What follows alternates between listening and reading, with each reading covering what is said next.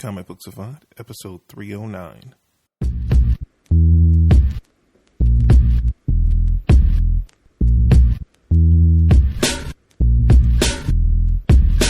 I know this. This I know.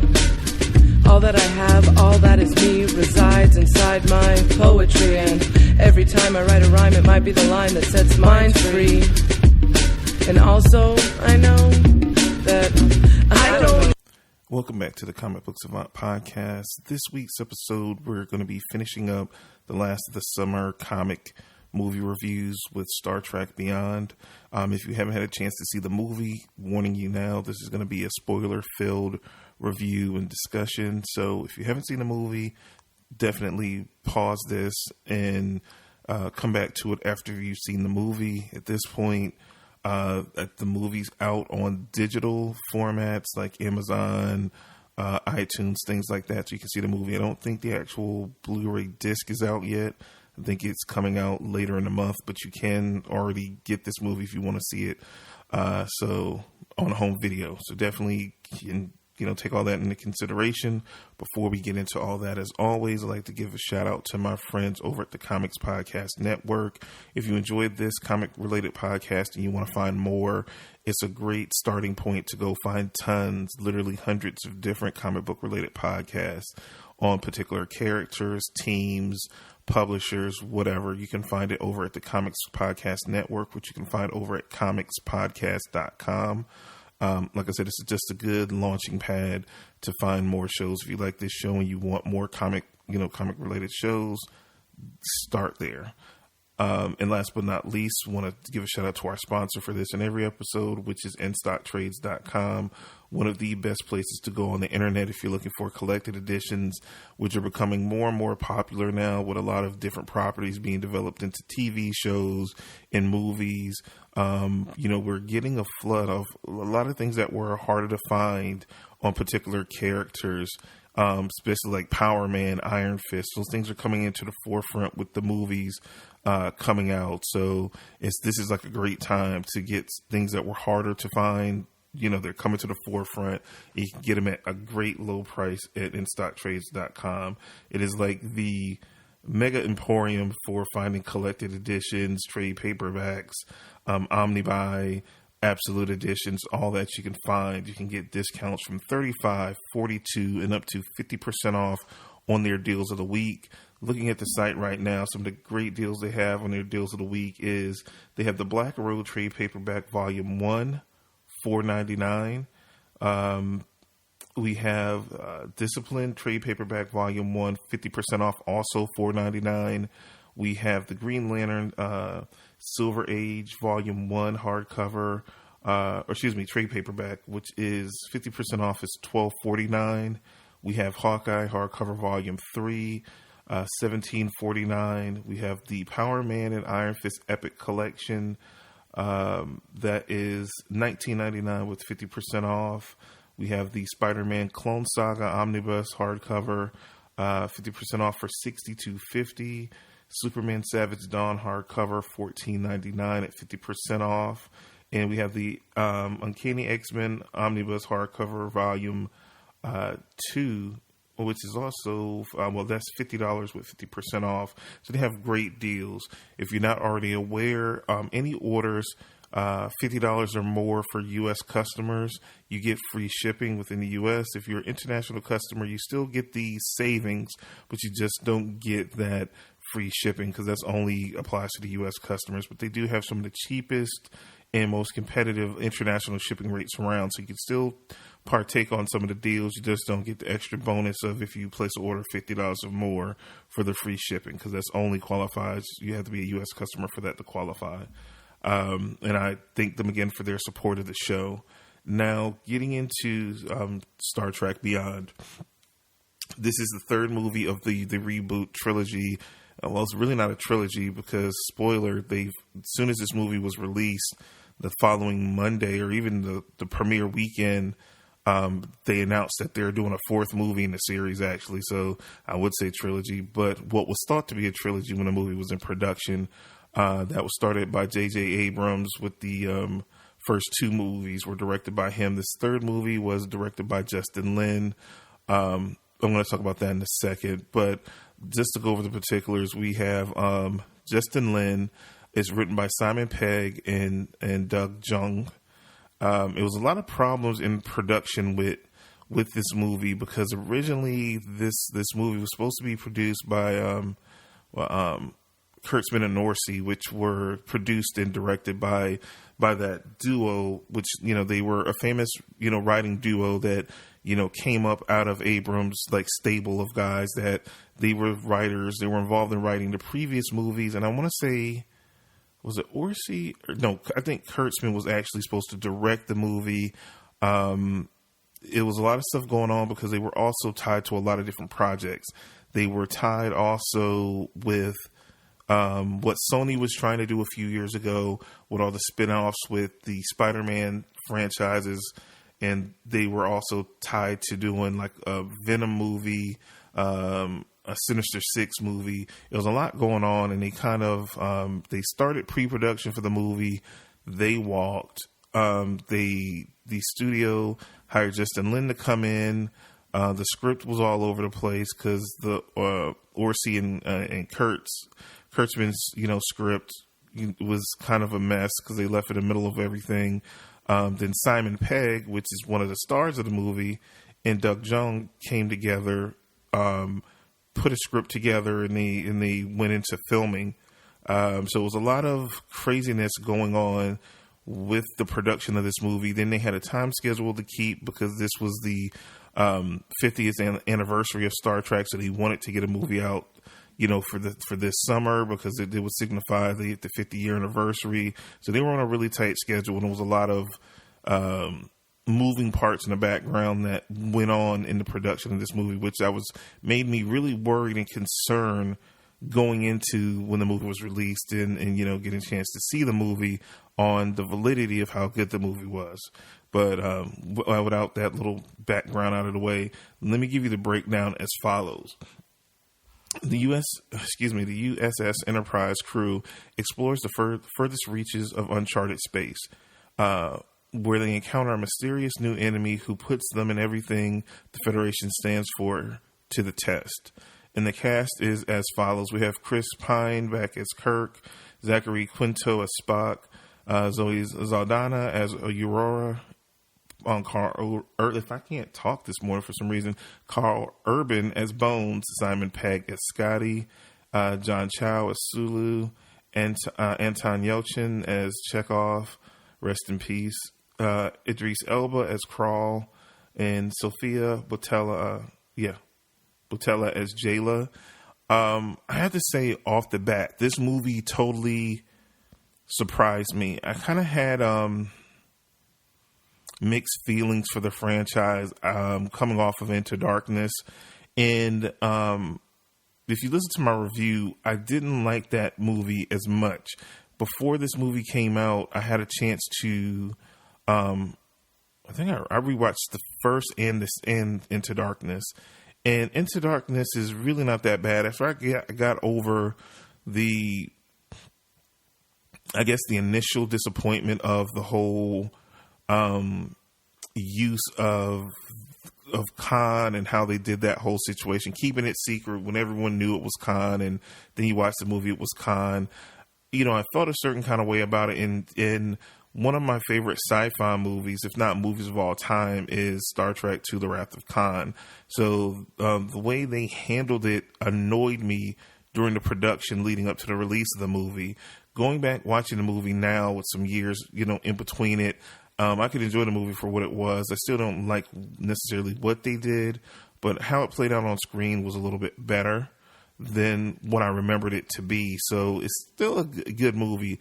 I think I still love the first movie first and foremost, but Into Darkness is not nearly as bad, or I don't have as much bad feelings toward the movie now with some distance between it, rewatching it.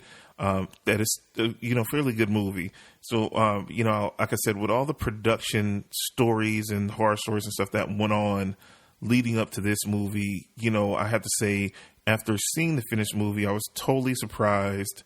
Everyone's so comfortable in their roles in the movie. They've really embodied these characters, and I like how all the actors are very much so the characters that I grew up with on the original show in the original movies, but with their own spin. It's not like they're dialing it in and trying to copy. They've made each character their own, but the general characteristics and the feel of the characters are very reminiscent of all those Star Trek movies and even the old TV show that I watched growing up as a kid, which I love that. I don't feel like, like Chris Pine will do little nods to William Shatner and certain things. I think that was, he did a lot more of it in the last movie. It was way calm, and I felt like for the first time, because I felt like in the first movie he did a good job establishing his Kirk. I think he did too many little quippy things in the second movie to give nods to, like I said, the old show and that old history.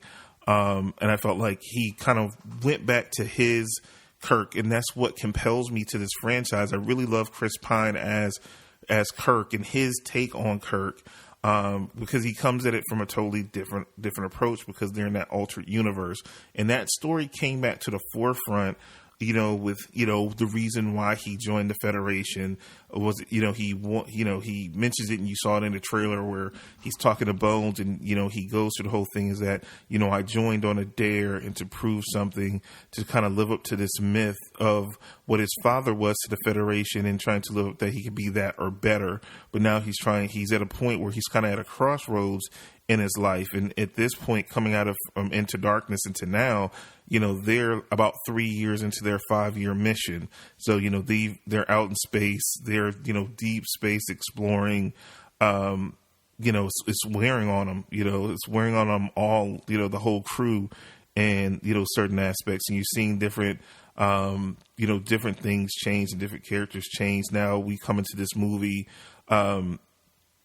the Spock-Aurora relationship is a little strained, and they're breaking, they break up in, Spock is at a crossroads with a lot of stuff on where he wants to continue to go, with his life.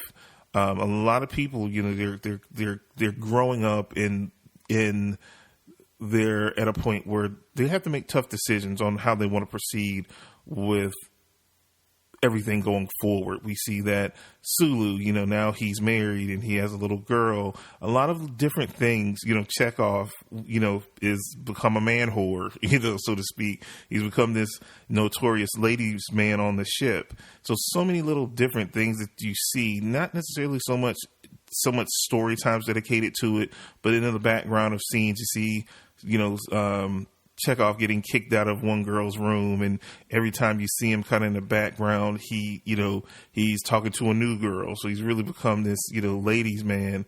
I was surprised. I was wondering, with his untimely and unfortunate death of such a young, person, that I wondered, because they specifically, maybe because, after they were doing production, the promotional tour for the movie leading up to the release was unfortunately around the time of Anton Yelchin's passing. So in the trailers, they purposely, you did not see him very often, maybe one or two scenes which were cut real quickly. So I wonder, going into the movie, like, is he really in the movie? Did they cut some of the parts? Like, how would they handle it? But the movie was already in the can, finished and ready to go. So he was surprisingly in the movie a lot more, and played a really integral part in the plot of the movie, which now, since they announced there's going to be a fourth movie, it's interesting to see, like, how do they explain his absence going forward in the franchise, because he was such a big part of the movie, and was in a lot of the movie. Like I said, I was totally shocked, because the trailers left me to think that he was a very minor part of the movie, which he wasn't. So that's going to be one real interesting hurdle to tackle going forward. But I think they have a way to kind of work around it, so to speak, because I don't think they're going to kill his character off screen. I think they might explain it that he got another assignment on another ship, or something like that. I really love Sophia Boutella as Jayla. Her character was really made this movie when they got stranded on the planet that Crawl was on. She just injected a lot of energy and fun into the movie. It's just the culture shock of, she was an alien, like she didn't understand the English language as well, and her little, phrases. She was really, really good in the movie. I loved her from The Kingsman. That's the only other thing I've seen her in previously. I know she's in the new Universal Pictures, a Mummy movie with Tom Cruise, if I'm not mistaken. So I'm looking forward to see her in that. I loved her in Kingsman, but she was a bad guy, so it was cool seeing her as a non-villain in this role. Even played one of the heroes. I hope to see her character going forward. What else? I thought the biggest fail, to me, with all the Star Trek movies is that, again, and we especially being comic book fans and seeing comic book movies, we always make this complaint that not enough time is dedicated to the villain in the movie. I thought Idris Elba was very interesting as Crawl, but you don't get much of his backstory at all in the movie. And I was, wondering, because what got me, after seeing the original Star Trek reboot by J.J. Abrams, they had a real close relation with IDW Comics because they owned the license rights for Star Trek. That they did these miniseries that were traded up. They did Star Trek Countdown. That was a really good series that gave some background and context to the events leading up to the movie. And showed some background on Nero, his backstory. Then they also did a 4-issue miniseries that was collected in trade. So the first one is Star Trek Countdown. The other one they did was Star Trek Nero, which really fleshed out Nero in the time they didn't have in the movie to dedicate to it, which these series I highly recommend. If you like the Star Trek movies, seek these out. In Stock Trade has all of these in their library that you can get very cheaply. They also did a Star Trek Countdown to Darkness, which, they did a really cool story where they caught this smuggler.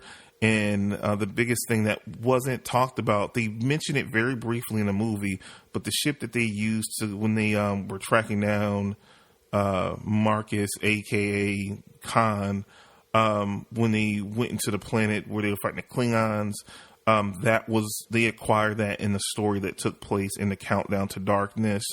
And I just found this out when I was doing research on this before the episode, is that they also did a Khan miniseries similar to the Nero one they did, that I definitely have to pick up and check that one out.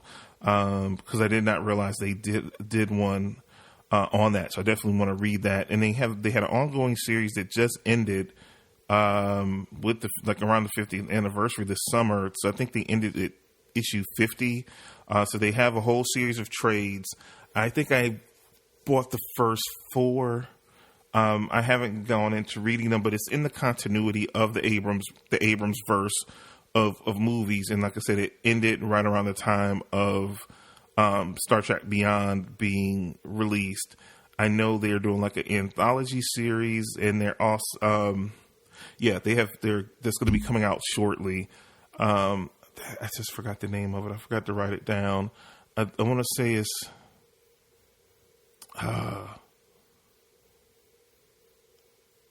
I can't remember what it is off the top of my head, but IDW is launching a new series this is an anthology series, and they've done a ton of different Star Trek comic books. But they, like I said, the Star Trek Abrams verse, they did a 50-issue run of. They did these mini series that tied directly into the movies, but it all tied into the universe of those characters that we met in the first Star Trek movie. So I look forward to. They're on my huge /digital stack of books to read that I definitely need to get to. But all in all, this was a really good movie. I felt like after seeing this movie, it felt like a really good episode of a Star Trek show. It had the feel that I wanted from Into Darkness, and it kind of makes me feel like this is a movie that built built a relationship between the characters and with the audience with these characters, that I feel like a lot of stuff that we saw in the sequel Into Darkness wasn't earned yet. So the death of Spock, or excuse me, the death of Jim and being saved by Spock and all that other kind of stuff that didn't resonate the way it should have with us as fans. If this movie was the second movie out of the three, and then we got Into Darkness, it would have had so much more emotional weight to those scenes that we missed Into Darkness. And it really feels like again, with me watching the first two movies leading into this, it was super evident. And even my wife mentioned it as well, that she's like, this should have been the second movie. It really feels like it, because it feels more like an episode of the show. And when you, in the first movie, they're supposed to be starting, their 5-year mission, and they're supposed to be going off to space. But then when Into Darkness picks up, they're very, they're not even a year into their mission. They're literally just starting out. So it's not a big gap of time that is between the first and second movie, where they clearly say, hey, yeah, we're 3 years into our 5-year, first, mission into space to explore. So, that camaraderie between the crew and the main staff is built up, and they feel comfortable. You can tell they've been together for a while. So when things happen in this movie, you feel it so much more. They do a great, you see great scenes where you see Bones and Jim together and they're talking. You can tell they're really friends. You can definitely feel the bonds there between the characters more now. You can tell they've been together some time and they're comfortable with one another. And especially, with Kirk and Spock, you can definitely tell it's a friendship there, which it still felt like in a lot of ways that they were still very much rivals in Into Darkness, where here you can definitely tell all that has broken down and they really are friends, and they've become to rely on one another quite a bit. So all those things have been set up more here. So you've earned, if something happens going into the fourth movie, it'll definitely have emotional resonance because we've earned it at this point. They did such a good job, and I attribute this, I would have to say, to Simon Pegg and Doug Jung with them writing the script. Like they have, and I hope they write the next script, because they have a pulse on these characters and develop them the way they should have been, because I felt like they kind of took a step back on character development for the sake of action and the sake of the buildup of using Khan in the second movie, which I felt comes off more like a gimmick than anything else, where this was just straight, strong storytelling and character development with action. Now, with the action, and Justin Lin we know him so much from the Fast and Furious franchise, that was kind of the one thing that was kind of a letdown, that the action wasn't as epic and it didn't feel like it was as much of it, but I accept it because this movie kind of has a smaller feel. Like I said, it feels like just an extended episode of a Star Trek show. If you ever watched the original Star Trek or even the Next Generation, it really feels episodic. And I'm not saying that in a bad way. I'm just saying that they dialed it perfectly for the scope of the villain and the development of the characters. It really, really, really worked for me. I still think the first Star Trek is my favorite. I would probably have to put Star Trek Beyond slightly above Star Trek Into Darkness, just because of the fun of it. Jayla's such a cool character and how she's integrated into the story. Idris Elba as Krall is a very very formidable villain. Then you get his backstory and how it ties into the Federation. It's really cool. Wish they developed that part a little bit more. I don't know if it was more shot and it just got left on the cutting room floor. I don't know. I felt like it was more that could have been there because of the ties being so personal. But it remains to be seen. I haven't picked it up on digital yet, so I don't know if they do have some deleted scenes or whatnot that could put a little bit more give me a little bit more clarity on his backstory some more, because that would be cool to see. So overall, I gave this movie a date night rental. So if you're not familiar with my scale, it ranges from a must buy, date night rental, red box it, wait for cable, or skip it. For me, this is a date night rental. On a numerical scale, we're talking about this is between an 8 and a 7. I would lean more towards 7.5, 8. It really is just a fun movie, a fun popcorn movie with great character development, with characters that we've gotten to know considerably well from the franchise and the previous 2 movies. I'm really interested. Now, what really caught my interest when, they started releasing details right after the premiere, they're saying that Chris Hemsworth is going to be back in the 4th movie. And I'm like, well, how is he going to be back? He died in the beginning of Star Trek. We do know that at the end of this movie, they're in the crew, and their whole dealing with Krall and the planet that they went on was deep within a nebula, and they were able to successfully navigate through the nebula to get to the planet and come back out. So they're supposed to be now exploring this unexplorable, mysterious space. And it's going to be interesting how they're going to integrate it. And they said that it's not going to be a cameo like he's getting top billing. He's going to be a very substantial part of the movie. So is it going to be Kirk versus Kirk, in the next movie? I'm curious about it. We don't know any more details outside of he's co-starring in the movie alongside Chris Pine and the crew. At the end of this movie, they gave Jayla the option.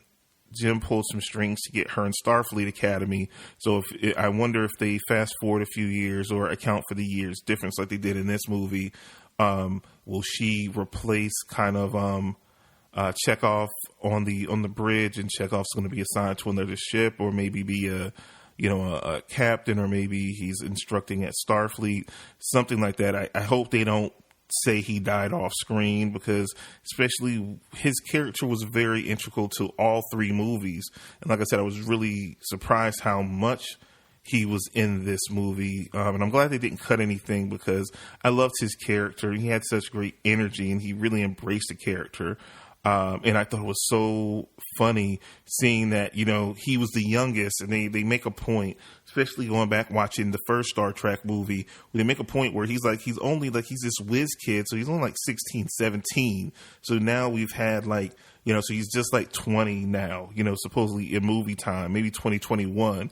And he's become this complete ladies man, and he's just bouncing around, hopping around, wooing these chicks and fooling around. So, to me, it was kind of funny. He had become kind of like what we knew Kirk to be in the old original TV show. Like, he was that Mac, always on a new planet, messing with some new chick. It was like Chekhov's kind of that dude. So it was really amusing seeing that turn on the character. But still, when he was on the comms and doing his thing, he was still sharp as ever.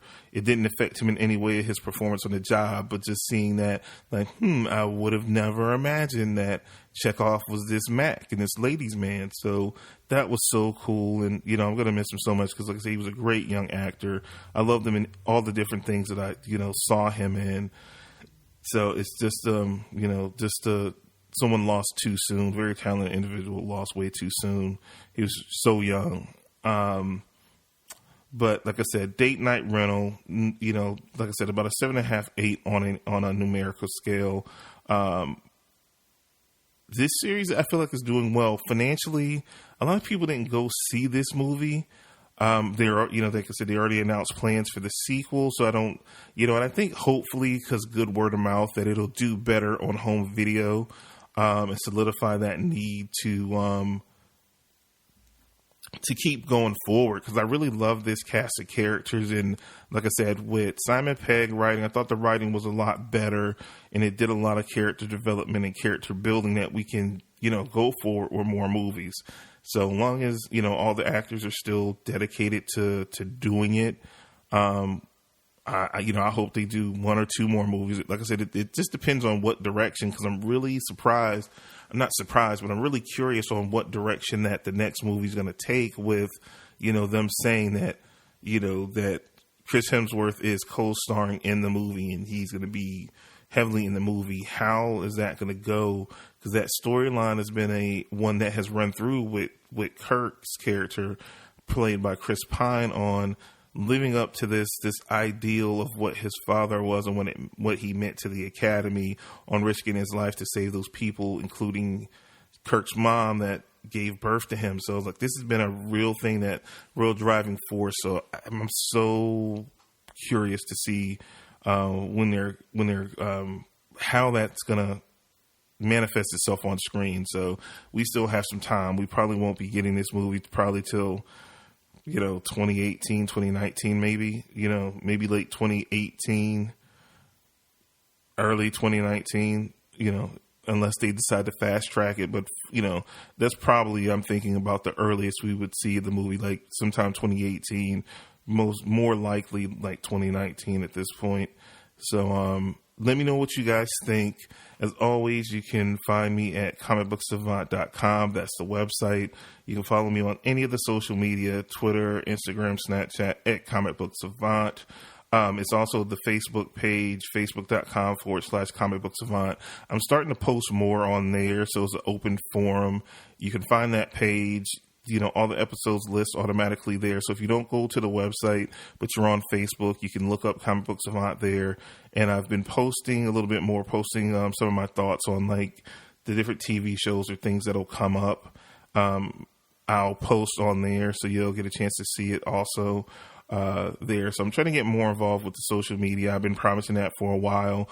As just, as much as a tech head than I am, I don't know. I've always had a problem with social media because, I feel like as a podcaster, you don't want to give away too much that you're going to talk about on the show, but it's little thoughts and things that pop up that I could share, that there's stuff that I'm not going to talk about necessarily on the show.